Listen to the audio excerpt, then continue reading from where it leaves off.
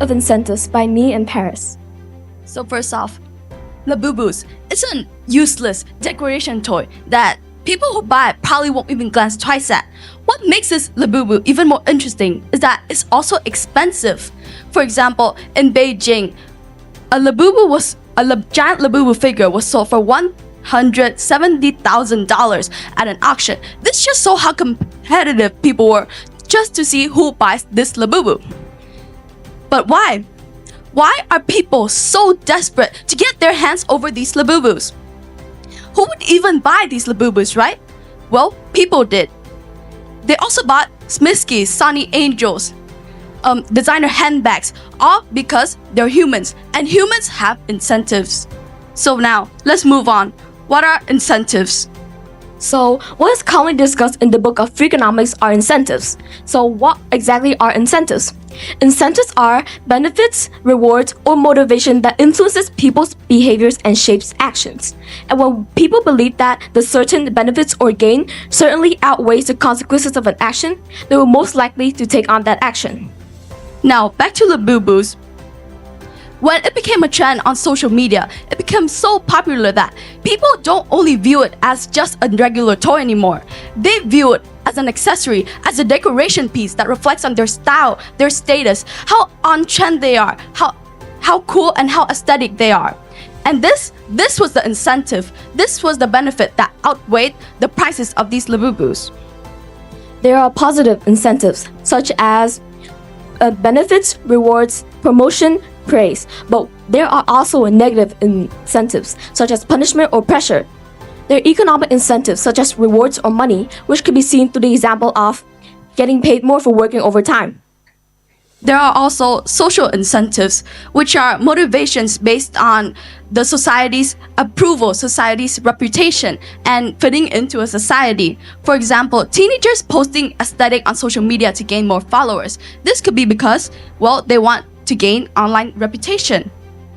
There are also moral incentives, such as guilt or responsibility, which can be seen through the example of fighting the urge or desire to steal something. But however, all these incentives also lead to many different consequences as well. Now, let me introduce you to a common dilemma. Imagine if you are a manager for a daycare center and parents are picking up their child late, what would you do? Well, in the late 2000s, a pair of economists had offered a solution to find these parents. So, they went ahead and conducted a 20-week study amongst 10 daycare centers in Israel. On the first four week, they kept everything running as usual and only collected the data, which was an average of 8 late pickups per week. On the 5th week, they applied a fine. Every parent who picked up their child more than 10 minutes late would have to pay an extra of $3 for every child they have. And when this fine was applied, the numbers of 8 late pickups actually went up to an average of 20 late pickups per week, more than double the one of before. So, what makes this experiment even more interesting was that later on, when the fine was removed on the 17th week, the number of late pickups still remained very high. So what the daycare actually did was that they permanently changed the way parents viewed late pickups. Before, lateness was seen as an inconsiderate behavior, like breaking a social norm. But after, when the fine was introduced, lateness and late pickups, like parents see them as a service they could buy and purchase. And so the incentive needed to solve this problem was more incentives to make the parents feel more guilty and sorry that they're picking up their child late because of work from every single day. By adding a fine, it makes the parents think that they could make up for the wrong just by paying for it. So it won't become such a big of a deal since the guilt can be bought off very easily. Another example of consequences of incentives, we have teachers cheating. So why would a teacher cheat? When the high-stake tests are applied, there were suspicions raised about teachers cheating during the 2009 Atlanta scandal. So basically what high-stake tests are is when the students' performance on the test highly have contribution and leads to major decisions about the teacher's promotions or reputation. And then So, when something is not well designed enough, there may be unintended consequences. For example, if the stakes are too high, then people, they may be they may be too desperate, and so they could sacrifice something else in order to benefit themselves as much as possible.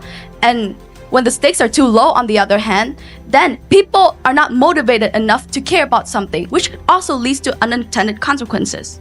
We could also see another example through parenting. Parents often use incentives such as punishment, allowances, or rewards to get their child to behave in a certain way that is well-mannered, like how they expected. For example, the child might get rewarded for having good grades, behaving well, or just completing chores like in time.